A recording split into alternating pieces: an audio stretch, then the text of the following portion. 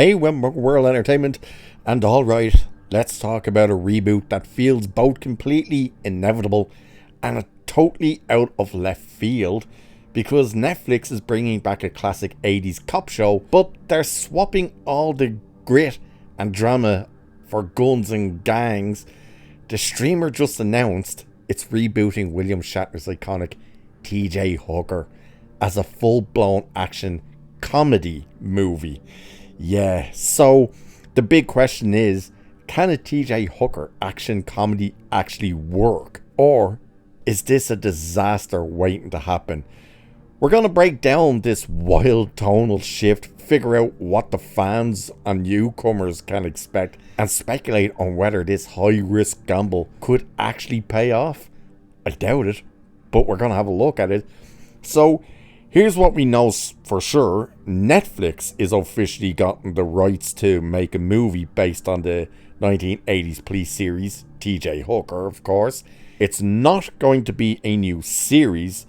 It's a one and done feature film. The biggest twist is the genre switch. The new TJ Hooker is being written as an action comedy, which is a huge departure from the original's pretty serious roots. Handling the script are Jared Paul and Andy Mogul, the comedy writers behind the Jim Carrey movie Yes Man and the hilarious but short-lived series The Grinder. That choice alone tells you everything about the vibe they're going for. They want big laughs to go along with the big explosions. Recent reports also confirm that the original series creator, Rick Husky, is on board as an executive producer, which is a good sign for the project's connection to the original. He's probably only going to be there in name though. For anyone who wasn't glued to a TV set in the mid-80s, let's paint the picture. The original TJ Hooker, which ran for 5 seasons from 82 to 1986, was the primetime cop drama. Plain and simple. It starred the one and only William Shatner as Sergeant Thomas Jefferson Hooker, a 15-year veteran of the LCPD. The whole premise was built on tragedy and a new sense of purpose. After his partner was killed, Hooker ditched his detective badge to go back to the streets as a uniformed patrol sergeant. His mission was to train up a new generation of rookie cops and clean up the streets, one bad guy at a time. The show was earnest, a little gritty, and totally driven by Hooker's strong moral compass. It was famous for its action scenes, especially the car chases, which often had Shatner or his stunt double doing that iconic slide across the hood of a moving car. The cast also featured Heather Locklear and Adrian Zemd, I think, I'm not sure how you pronounce it, as the young recruits learning from the seasoned vet. While it definitely had some light moments, its heart was pure drama. TJ Hooker was about mentorship, justice, and the tough realities of police work, all seen through Shatner's uniquely theatrical performance style. He was deeply involved in the show, even directing a few episodes himself, and has called it a terrific show packed with drama. So, why take a serious drama and flip it into a comedy? The answer is probably a tried and true Hollywood formula, the self-aware comedic reboot. The best example of this working is the 21 Jump Street movie franchise. Those films took a dramatic teen cop show and struck comedy gold by lovingly making fun of the original's dated ideas and kind of ridiculous premise. Netflix is almost certainly hoping to catch that same lightning in a bottle. The super sincere, cheesy nature of the 80s cop show makes them the perfect target for this kind of reinvention. I mean, think about it. You got a hero with an unbreakable moral code, rookies who are way too eager, and action scenes that look hilariously over the top today. Hiring the writers from Yes Man signals a clear move towards broad, mainstream humour. Plus, the recent box office success of the new Naked Gun movie with Liam Neeson proves there's an audience for police parody films again. In a way, TJ Hooker was exactly the kind of straight-faced show that Police Squad and The Naked Gun were making fun of in the first place. So, this shift almost feels like a natural next step. Of course, this whole thing is a massive tightrope walk. On one hand, this reboot could be absolutely brilliant. William Shatner's original performance, while meant to be dramatic, often had a theatrical flair that was already bordering on camp. Leaning into the absurdity of an old-school, tough-as-nails cop trying to figure out the modern world could be hilarious. It's a chance to deconstruct that maverick cop trope in a way that's both funny and smart. On the other hand, this could crash and burn spectacularly. You run a huge risk of ticking off the original fanbase. For a lot of people, TJ Hooker was a classic drama, and a full-on comedy could feel disrespectful or like a cheap cash-in. The success of this lives or dies with the script. If the jokes are lazy, or if the parody doesn't have any real affection for the original, it will fall flat. The difference between a hit like 21 Jump Street and a failed reboot is usually one thing: love. The people who made Jump Street clearly loved the source material, and you could feel it. If this movie just makes fun of TJ Hooker, it's doomed. With William Shatner now 94 years old, it's pretty much guaranteed he won't play the lead, though producers have reportedly talked with him about being involved somehow, which would probably be a cameo. This means casting the new TJ Hooker is the most critical decision they'll make. The part needs an actor who can pull off believable action and has killer comedic timing. A few names immediately come to mind. John Cena has shown off his surprise comedy skills, please God no, in Peacemaker and Blockers, and he's definitely got the build of a tough cop.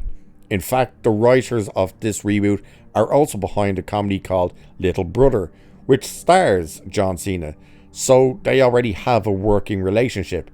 Dwayne "The Rock" Johnson is another obvious pick, since he's built his career on action comedy, but his style might be a little too slick for the gritty character. For a more pure comedy approach, you could picture someone like Will Ferrell. His Ron Burgundy in Anchorman is a masterclass in playing an over-the-top, out-of-touch guy, which isn't too far from an 80s cop.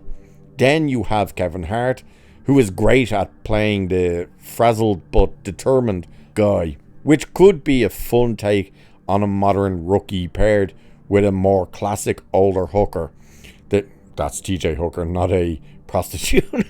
The casting will really define the movie's brand of humour.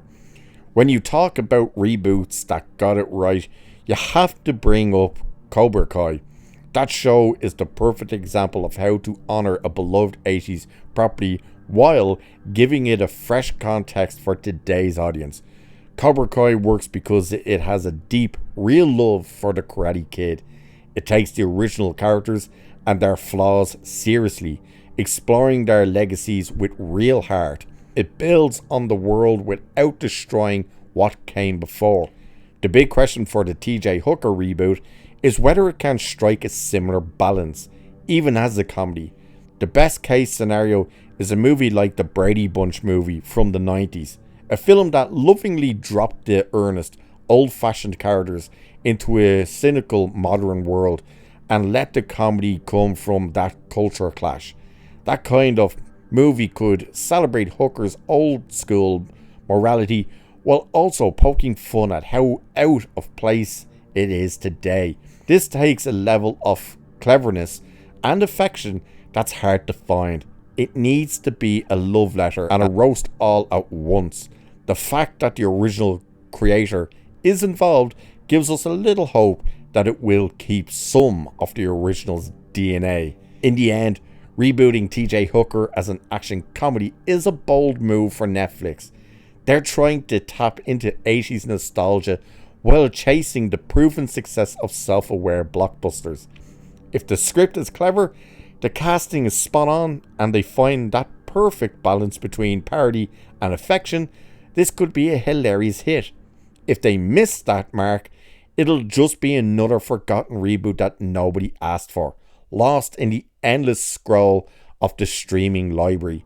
The potential for it to be amazing or awful is what makes this so interesting. So, of course, the question then is, what do you guys actually think of this idea of them doing that? And I think one of the things we have to look at, because they're talking about things that worked, like 21 Jump Street. What about the things that didn't work, that were more of the drama series, that had serious tones to it, but also had light-hearted moments? Obviously, everything did. But they were drama shows, which were, of course, Baywatch and Chips. And what did they do? They went and made a comedy version of Baywatch and Chips. And they were both horrendous disasters. They were unfunny. They were just this let's gross out comedy type of stuff. Let's just put in the most crudest things we can think of. And that's all they were. They really reflected nothing of the originals. And that is an issue that this could run into. With today's standards of comedy and stuff, they're probably, now, they might play it very safe, meaning they mightn't want to go in that type of direction that Baywatch and Chips did. Hopefully they wouldn't. The question then is, will they go R-rated with it like those two did? Maybe, maybe not. But I think they'll end up playing it a bit safe, which could also affect it where you're just going, because it's safe, it's not funny. There is a perfect balance that you definitely need to hit. I just don't know why they feel the need to do a TJ Hooker comedy movie at all. But we'll have to wait and see what happens. I'm sure Bill Shatner will probably get pulled in to do a very brief cameo, very much like David Hasselhoff did in Baywatch. And of course, the original guys from Chips were in that horrendous movie Chips. Baywatch is bad, Chips is worse. Like, Jesus. If you never watched that movie, do yourself a favor and don't. It is god awful. But we'll see what actually happens with this. And of course, since it's Netflix, they're probably going to put money in it, but it's not going to be like it's on the big screen, so it's not like it's make or break for making its money back. But we'll wait and see what happens. So do let me know what you think of this idea. And did you ever even watch TJ Hooker back in the day? TJ Hooker was cool back in the day. Do let us know. And with that, I shall leave it there for this one. So like, share, subscribe and all that good stuff. Cheers, and I'll catch you in the next one.